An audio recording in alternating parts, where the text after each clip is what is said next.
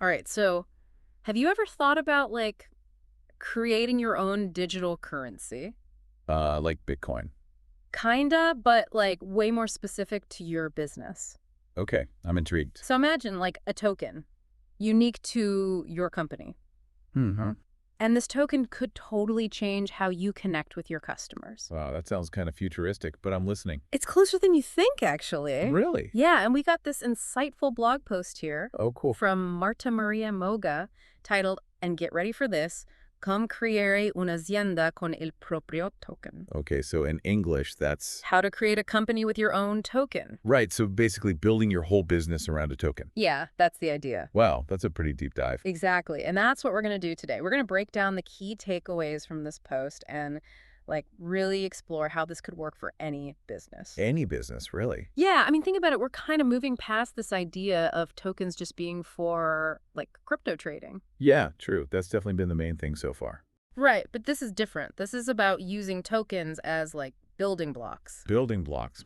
Interesting. Yeah, for unique digital ecosystems. Okay, so we're talking about way more than just money here. Exactly. It's about engaging your customers in totally new ways. I like where this is going. So let's get down to brass tacks. Why should a business, like even your business, care about tokens? Well, think of a token as like a VIP pass Ooh, I like that. to a whole new world of possibilities for your company. Okay, I'm picturing it. It could be so much more than just like a way to make a quick buck. Right, we're not talking about some get-rich-quick scheme here. No, this is about like real value. Imagine offering exclusive access to content, early product releases, or even like giving your customers a say in your company's future.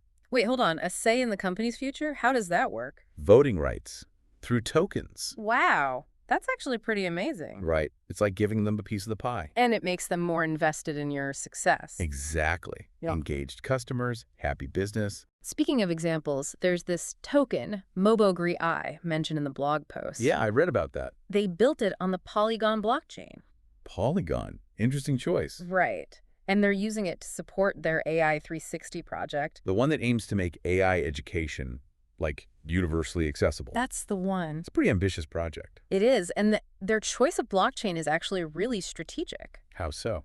Well, Polygon is known for like its speed and lower transaction fees compared to, say, Ethereum, Yeah, that's true. which aligns perfectly with their goal of making AI education affordable and accessible to everyone. Aha, so they're putting their money where their mouth is. Literally, it's like they're practicing what they preach. I like that, walking the walk. And that kind of thinking, that strategy, needs to happen right from the start. Okay, so like a business plan, but for your token. Exactly. You need a solid roadmap. So where do you even begin? What are the first steps? Well, first things first, you got to define the purpose of your token. Okay, purpose, got it. Like, what role will it play in your whole business ecosystem? I'm starting to see how complex this can get. It can be, but don't worry, we'll break it down. Okay, good. So, will it be a utility token, like giving access to special features, Okay, I can see that. or a payment token for transactions within your platform? Interesting. Or maybe even a governance token, giving your community voting rights like we talked about. Wow, so many options. I know, right? And each one has a different purpose, a different approach. So you got to be really clear on what you want your token to do. Absolutely. And once you've nailed that down, you need to choose the right blockchain. Right, because there are tons of them out there. Ethereum, Polygon, Binance Smart Chain. How do you even know which one's the right fit? It's all about aligning the tech capabilities with your project's goals. Okay, so like cost, speed, scalability, all that jazz. You got it. Think back to Mogi's choice of Polygon. It was strategic. They needed a platform that was fast and cost-effective to reach a wide audience. Right, it all comes back to your goals. Now, can we talk about the white paper? Uh-oh, the dreaded white paper. I know, they can be a bit much, but they're important. But is it really more than just a technical document? Way more. Think of it as your token story. Okay, a story that's a little more approachable. It's where you lay out your vision, explain the mechanics, address any potential risks. So it's about building trust and transparency. Exactly. And it's not just a best practice anymore. It's becoming a legal requirement in a lot of places. Oh, really? So like the EU's MiCAR regulation. That's one. Can you explain what that is and why it's relevant here? Sure. MiCAR, or Markets in Crypto Assets Regulation, is all about bringing more transparency and consumer protection to the crypto world.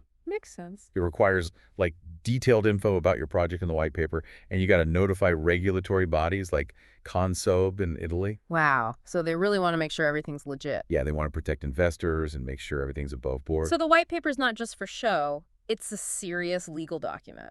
Big time. And it's something anyone launching a token needs to understand. And it's not just my car. There are other regulations too. Oh yeah, like AML and KYC, anti-money laundering, and know your customer. Those sound intense. They are. They're designed to prevent, money laundering. Makes sense. Got to keep things clean. Exactly. You'll need processes for verifying identities and keeping an eye on transactions. Okay, so things just got real. Yeah, but think of it as building safeguards so your token isn't used for shady stuff.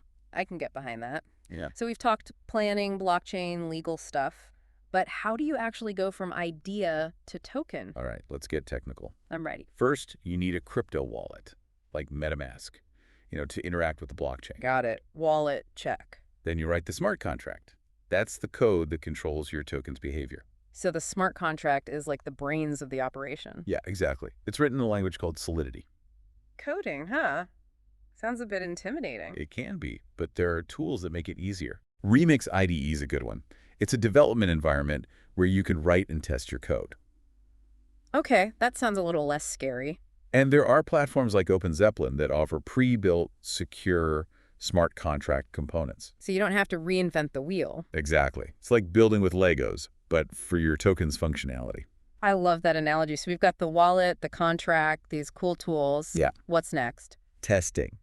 You don't want to just launch it into the wild without making sure everything works. Right. That makes sense. That's where test nets come in. Test nets, yeah. They're like practice environments. You can deploy and test your token without any real financial risk. Smart. Polygon has one called Mumbai. Mumbai. Like the city in India. Yep, that's the one. It's a great place to do a trial run before launching on the mainnet. Got it. So test it in Mumbai, then launch it for real. Exactly. And then your token's officially live. Boom. You're in the tokenized world. That's incredible. We went from 0 to 100 real quick. It's a lot to take in. It is, but we've covered so much ground. Planning, tech, legal stuff. Mm. We even touched on launching the token. But there's still so much more to explore, right? Oh yeah, we're just getting started. Like, how do you build a community around your token? How do you make sure it thrives? Those are the million-dollar questions. And those are exactly what we're going to tackle in the next part of our dip dive. Sounds good to me. Stay tuned. So building a thriving community, right? That's like the secret sauce for your token success. Yeah, it's like we built this amazing rocket ship, but now we need to like fill it with fuel and launch it into orbit. Exactly. A token without a community is like a car without wheels. Okay, I get it. So how do we get those wheels turning? What are the like key strategies for building a community that's actually engaged? Well, let's take a page from Moomis playbook. Okay, they're like the rock stars of tokenization right now. Yeah, they're killing it. They've got this really vibrant online presence across like all the platforms. Social media, blogs, the whole 9 yards. Yeah. Exactly. And they're actively engaging with their followers, answering questions, sharing updates on their progress. So it's not just about broadcasting their message. No, it's about having a two-way conversation. Building relationships, not just followers. Exactly. And they also publish some really insightful articles, like on Medium. Oh, yeah, I've seen those. They're actually pretty good. Right. It helps position them as thought leaders in the AI space. And provides real value to their community. So it's a mix of engagement and valuable content. But it's not just about talking about yourself all the time, right? No, partnerships are key too. Partnerships, like with other companies. Yeah, think about it. Moga partnered with crypto exchanges to get their token listed. Ah, so that makes it easier for people to actually buy and trade the token. Exactly. It increases visibility, liquidity, the whole shebang. It's like getting your product onto the shelves of a supermarket. Exactly. More visibility, more people buying your stuff. And don't forget about collaborating with other Web3 projects. Oh, right, like teaming up with other players in the space. It can lead to cross-promotions, joint ventures, all sorts of cool stuff. So it's about building bridges, creating win-win situations. I like how you think. But with all this talk about community and partnerships, we got to talk about transparency. Especially in the crypto world, right? Trust is everything. Couldn't agree more. And Moga gets it. They use blockchain explorers like Etherscan. Yeah, Etherscan and Polygon Scan. These allow anyone to see every transaction associated with their token. So it's completely transparent. Totally open book. No shady business going on. And they go even further, right, with IPFS. Oh yeah, that's their decentralized storage system for, like, their white paper. So it's tamper-proof, accessible to anyone. They're basically saying, hey, we've got nothing to hide. I like that. It builds confidence. Big time. Okay, so we've talked a lot about Moga. Those are a great example, but What about other businesses? Like, what if I'm running a clothing brand? yeah, something completely different. How could I use tokens? That's a great question. Imagine this. You create a token that acts like a loyalty program. Ooh, a tokenized loyalty program. Customers earn tokens for purchases, referrals, even social media engagement. Instead of just points, they get tokens. Tokens that have real value within your brand's ecosystem. Like it's like a next level loyalty program. Right, and you could take it even further. These tokens could unlock discounts, early access to new collections, even voting rights on future designs. Whoa, hold on. Voting rights on designs. Yeah, like give your customers a real say in the future of your brand. That's next level engagement. They become more than just shoppers. They become, like, stakeholders. And you could even partner with other fashion brands. Oh, wow. So you could use your tokens across a whole network of stores. Exactly. A fashion token ecosystem. Yeah. It's like a dream come true for fashionistas. But wouldn't this trigger some regulatory red flags? You always got to keep regulations in mind. AML, KYC, all that still applies. Right. Got to stay on the right side of the law.